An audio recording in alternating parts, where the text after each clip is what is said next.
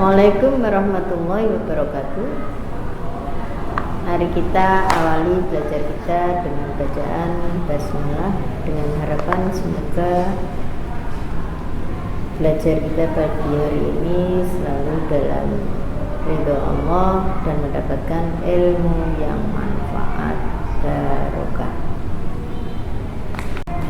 Anak-anak kelas 8, tolong siapkan bukunya, dicatat ya, buku khusus catatan SKI. Besok kalau kita sudah belajar, ketemuan belajar di kelas, tidak di dunia maya, akan saya periksa dan ada nilainya nak, ya, tolong ya. Nah, yang pertama kita sampaikan berdirinya dinasti Abbasiyah. Lama sekali, sekitar setengah abad atau 550 tahun.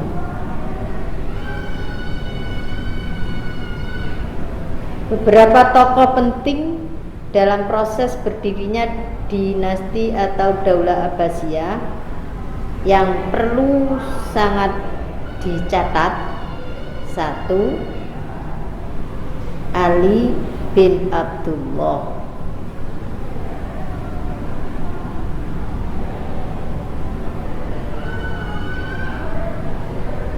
2. Muhammad bin Ali. 3. Ibrahim bin Muhammad. 4. Abdul Abbas As-Saffah. 5. Abu Ja'far Al-Mansur. Itu tokoh-tokoh pendiri dinasti Daulah Abbasiyah. Daulah Abbasiyah yang berkuasa selama 5,5 abad atau dimulai tahun 132 sampai 656 Hijriah atau 750 sampai 1258 Masehi. Selama itu dinasti Abbasiyah dipimpin oleh 37 khalifah. Mereka banyak mengukir prestasi dalam berbagai bidang seperti kemajuan di bidang administrasi pemerintahan, kemajuan bidang ilmu pengetahuan, kemajuan bidang politik, kemajuan bidang militer, kemajuan bidang ekonomi, arsitektur, dan sebagainya. 37 khalifah tersebut adalah 1. Ditulis anak-anak ya di bukunya. Khalifah pertama adalah Abul Abbas As-Saffah atau kepanjangannya Abdullah bin Muhammad bin Ali bin Abdullah bin Al-Abbas. Berkuasa tahun 750 sampai 754 Masehi. Belum ada tahun hijriyahnya anak-anak, tolong diisi ya. 2. Abu Ja'far Al-Mansur atau Abdullah bin Muhammad bin Ali bin Abdullah bin Abbas tahun 754 sampai 775 Masehi. 3. Al-Mahdi atau Muhammad bin Abu Ja'far Al-Mansur. 4. Musa Al-Hadi. Tolong dicari tahunnya ya, ditulis tahun Masehinya juga tahun Hijriahnya. 5. Harun Ar-Rasyid. 6. Al-Amin.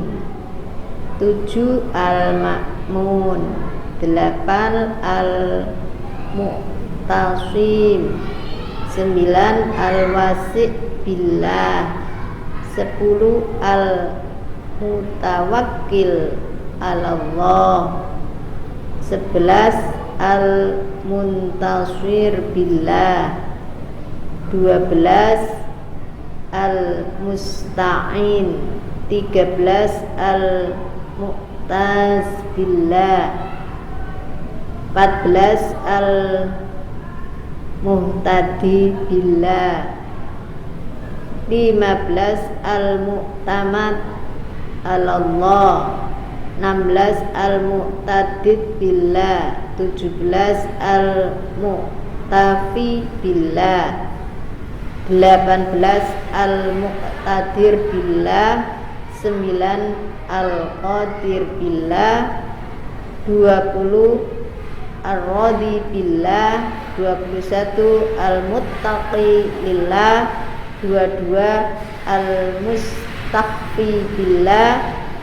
23. Al-Muti Billah. 24. At-Ta'i Lillah. 25. Al-Qadir Billah. 26. Al-Qaim Bismi Billah. 27. Al-Muqtadi Bi Amrillah. 28. Al-Mustazir Billah. 29. Al-Mustarsyid Billah. 23. Ar-Rasyid Billah. 30. 1. Al-Muqtafi Li Amrillah. 32. Al-Mustajid Billah. 33. Al-Mustadi Bi Amrillah. 34. An-Nasir Lidinillah. 35. Az-Zahir Bi Amrillah. 36. Al-Mustansir Billah. 37. Al-Mustaqsim Billah. Untuk mempermudah belajar kalian, tolong dibuat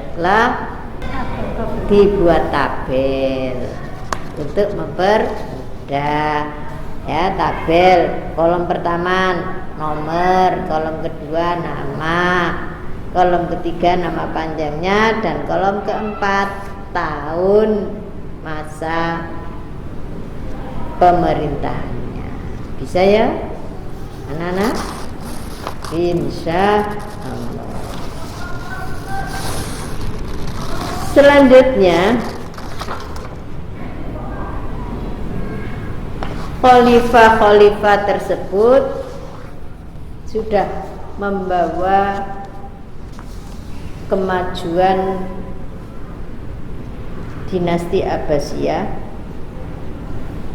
yang merupakan dinasti yang paling membawa kemegahan dunia Islam, dan wilayahnya luar biasa, sudah meliputi beberapa benua. Masa kejayaan, muncullah masa keruntuhannya. Kekhilafahan Daulah Abbasiyah tidak dapat lagi mengendalikan dan mengawasi jalannya roda pemerintah daerah di wilayah kekuasaan Daulah Abbasiyah sepanjang kawasan Mediterania dengan Asia Tengah.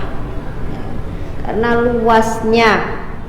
luasnya wilayah kekuasaan, sehingga ada beberapa wilayah yang sulit dijangkau oleh pemerintah pusat yang berpusat di mana? Di mana pusat pemerintahan Daulah Abbasiyah? di Baghdad. Sedangkan wilayahnya sudah mencapai ke Eropa, ke wilayah timur, ya, bahkan pada saat itu sudah mendekati Indonesia, ya, sudah ke India. Akibat munculnya disintegrasi antara kekuatan-kekuatan sosial dan kelompok-kelompok moral, seiring dengan itu terjadilah kehancuran semangat juang bangsa Arab, perbudakan, kehidupan mewah, minum-minuman keras, nyanyi-nyanyian yang rutin dipertunjukkan di lingkungan istana merupakan faktor lain yang melemahkan semangat juang dan menghasilkan generasi pewaris takhta yang lemah. Ada dua faktor penyebab keruntuhan Daulah Abbasiyah, yaitu faktor internal dan eksternal. Faktor internal lebih banyak berperan sebagai penyebab kehancuran Daulah Abbasiyah, diantaranya A. Adanya hubud dunya, ya, pejabat-pejabat itu mulai senang dunia, ya, kecintaan yang berlebihan terhadap kemewahan dunia. Periode awal Daulah Abbasiyah berkuasa menghasilkan kemakmuran dan kemewahan hidup di kalangan penguasa.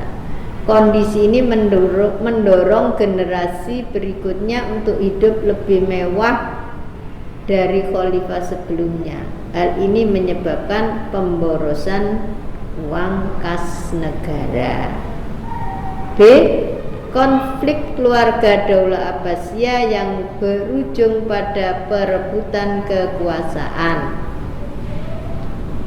Pada periode kedua kekhalifahan Daulah Abbasiyah, perebutan kekuasaan tampak jelas pada periode ini. Hanya 4 khalifah yang meninggal secara wajar. Selebihnya para khalifah ada yang meninggal diracun, dibunuh, dan diturunkan dengan paksa. C. Meningkatnya konflik keagamaan. Konflik antar kelompok Sunni Syiah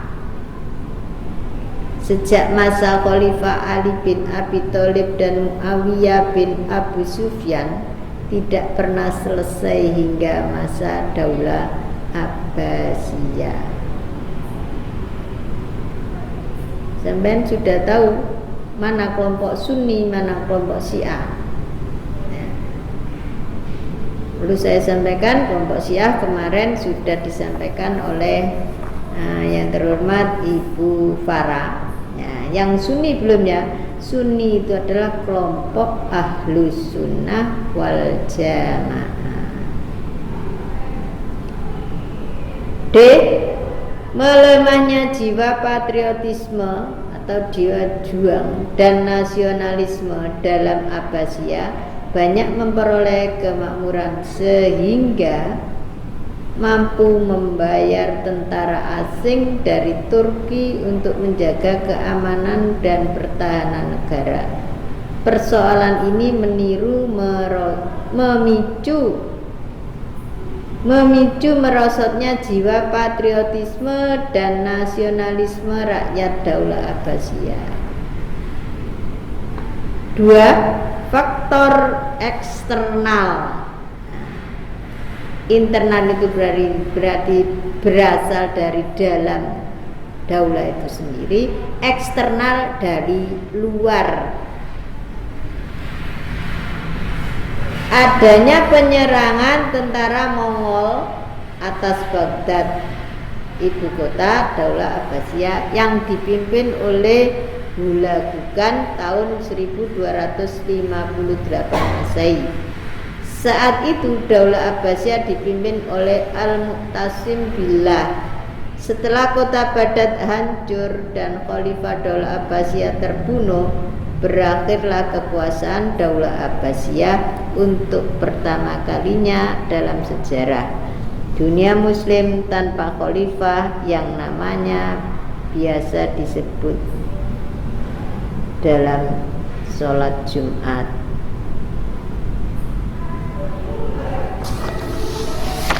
Banyaknya muncul pemberontakan. Setelah periode kedua, kekhalifahan Daulah Abbasiyah tidak sekuat para pendahulunya. Kebijakan pemerintahan yang tidak berpihak kepada rakyat, tingginya pajak yang dibebankan kepada rakyat mengakibatkan banyak daerah-daerah yang memberontak dan memisahkan diri dari pemerintah pusat Daulah Abbasiyah. Dominasi bangsa Turki dan bangsa Persia. Bangsa Turki dan bangsa Persia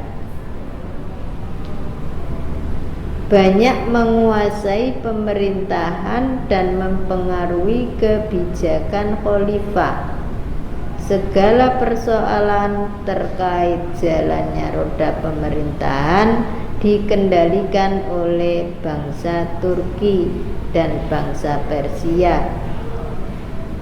Kedudukan khalifah Daulah Abbasiyah benar-benar hanya sebatas pemerintah punika saja.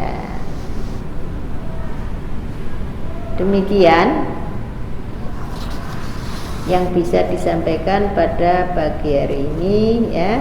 Ingat kembali, tolong tadi khalifah yang 37 tadi dibuatkan tabelnya untuk mempermudah belajar kita ya.